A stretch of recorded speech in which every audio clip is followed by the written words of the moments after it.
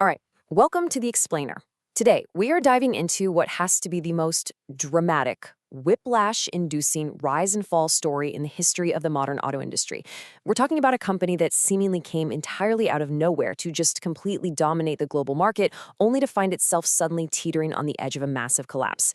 This is the story of BYD. A $110 billion empire that, incredibly, traces its origins back to a simple $1.50 a week. And to really wrap our heads around the sheer scale of what BYD accomplished, we just need to look at the last 3 years. This was a period that saw shifts the automotive industry honestly hasn't experienced in its entire 130-year history. Just think about the legacy giants. They're absolutely bleeding right now. Mercedes-Benz profits dropped by 28%. Porsche, traditionally one of the most insanely profitable car companies on earth, saw a staggering 92% decline. Volkswagen, the parent company of heavyweights like Audi and Lamborghini, just slashed over 15,000 jobs. And who brought these titans to their knees? An unknown Chinese company that 10 years ago barely even registered on the global radar.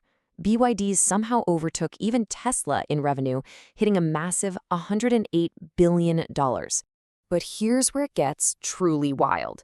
To understand how this behemoth was built, we have to go way back to 1966 to a profoundly poor farming family in China.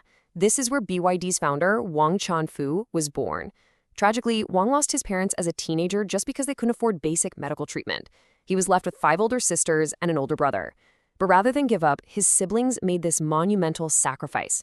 His sisters married early just to reduce the mouths to feed, and his brother dropped out of school to work. They did all of this to scrape together just 10 yuan, which is about $1.50 a week, to ensure young Wang could actually get an education. That tiny, incredibly painful weekly saving was literally the seed money for what would become a global empire. Now flash forward to when Wang actually founded BYD as a battery workshop. Back then, the market was completely dominated by giants like Sony and Panasonic. These massive corporations were using multi-million-dollar, fully automated, pressurized clean rooms just to manufacture batteries without dust contamination. Wang obviously didn't have millions, but he did have access to something else: incredibly cheap labor, costing just $24 a month compared to foreign workers. So he asked this incredibly simple yet totally genius question: why clean an entire warehouse when only the battery cell itself needs to be clean, right? So Wang's solution was small, sealed glass boxes. Workers literally just stuck their hands inside to build the batteries. It honestly looks like a high school science fair project, but it was brilliantly cheap, highly scalable, and it completely disrupted the entire industry. So by 2003, BYD is actually the world's largest battery manufacturer, supplying giants like Nokia and Motorola. Most people would have totally coasted on that and stopped there. But Wang anticipated that the nickel-cadmium batteries driving all his massive profits would soon face environmental boycotts or just get replaced. So he makes this wildly controversial pivot. He decides to buy a failing automobile company named Quinshuan. The market hated this move so much that BYD lost 2.7 billion Hong Kong dollars in market value in just 2 days. And the absolute wildest part of this massive, multi-billion-dollar gamble, the brand new owner of this car manufacturing company didn't even have a driver's license. He had zero experience behind the wheel. Since they literally had no idea how to design a car from scratch, their initial survival strategy was literally just copying what already worked. And we're not talking about taking inspiration. They blatantly copied.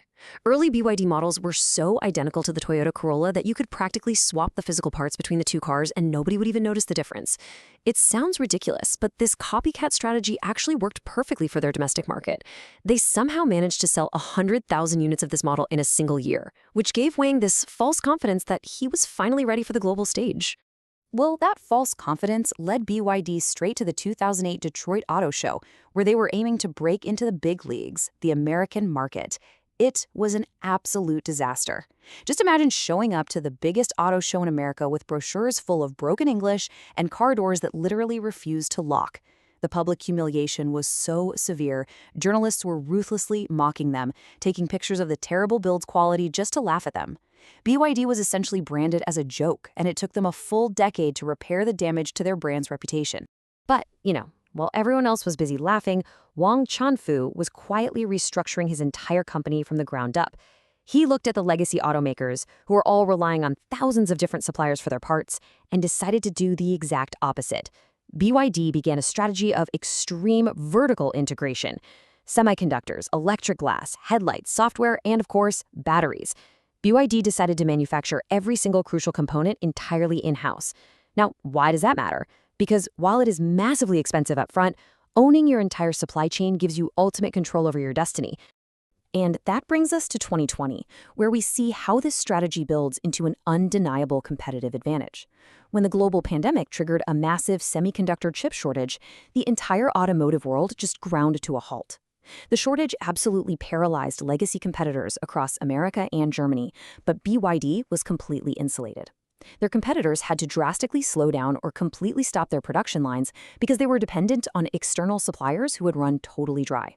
But because BYD made their own chips right in-house, while everyone else was stuck in park, they actually increased their vehicle production. But producing cars wasn't enough. They needed to produce better cars. And the biggest issue holding the whole EV market back was safety. Traditional nickel-ion EV batteries had a terrifying tendency to overheat and, in the event of an accident, literally explode into flames.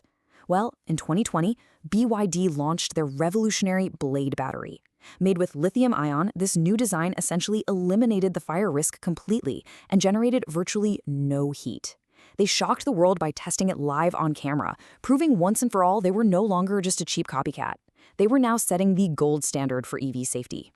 Naturally, the whole industry had to take notice. And honestly, nothing highlights this ultimate shift in power better than the dynamic between BYD and Tesla.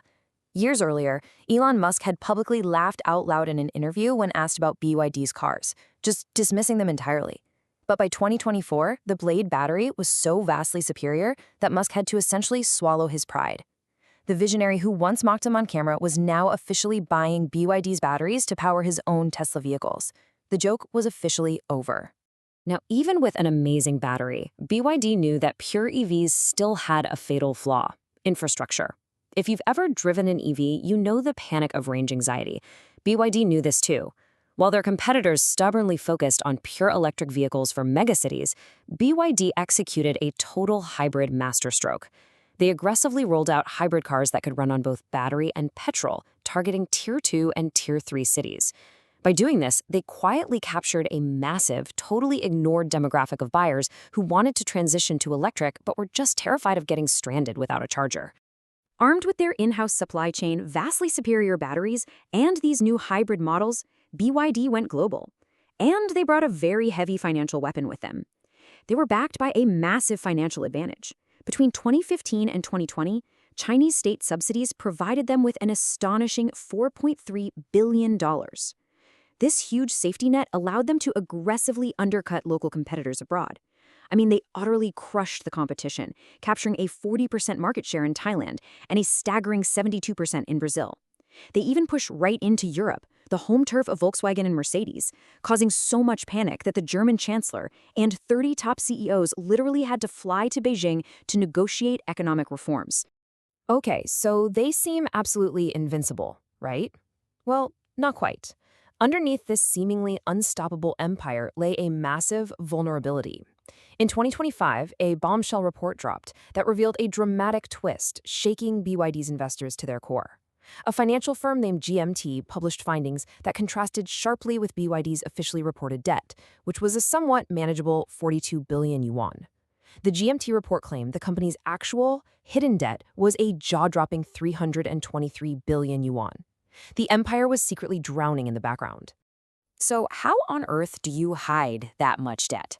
Well, it all comes down to a loophole known as supply chain financing.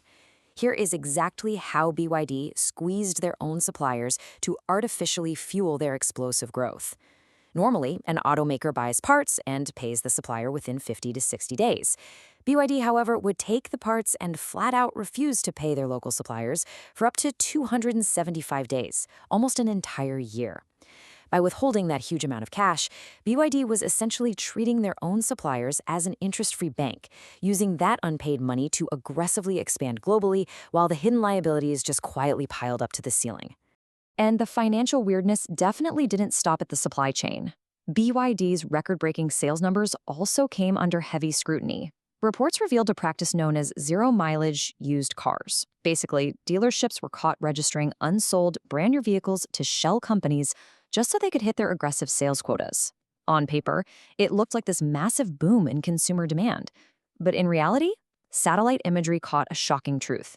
Thousands upon thousands of these brand new, unregistered cars were just sitting in massive dirt fields across China, literally left out to rot in the dust. Which brings us to right now. As we look toward 2026, the financial smoke and mirrors are starting to clear, and the physical cars themselves are faltering. The fallout is catastrophic. Over 200,000 BYD cars are reportedly experiencing severe technical failures, ranging from faulty steering and brakes to completely dead GPS systems. And the financial impact is hitting hard. In 2025, their profits dropped by 19%, and projections for 2026 are expecting a brutal 40% decrease in overall sales. Worst of all for BYD, the Chinese government, the exact same entity that subsidized their global dominance in the first place, is now beginning to quietly withdraw its financial support. So, what does this all mean? Looking at everything we've unpacked in this explainer today, how do we actually classify BYD? On the one hand, you have genuine, out-of-the-box engineering, totally unparalleled vertical integration, and a founder who turned a $1.50 weekly saving into a true threat to legacy titans. On the other hand, you have a staggering $323 billion in hidden debts, exploited suppliers, and literal fields of rotting cars propping up inflated sales numbers. Is this the greatest underdog story in the entire auto industry, or just a state-funded bubble that's finally destined to pop? The reality is complicatedly both. Thanks for joining us for this explainer, and we'll leave it up to you to decide.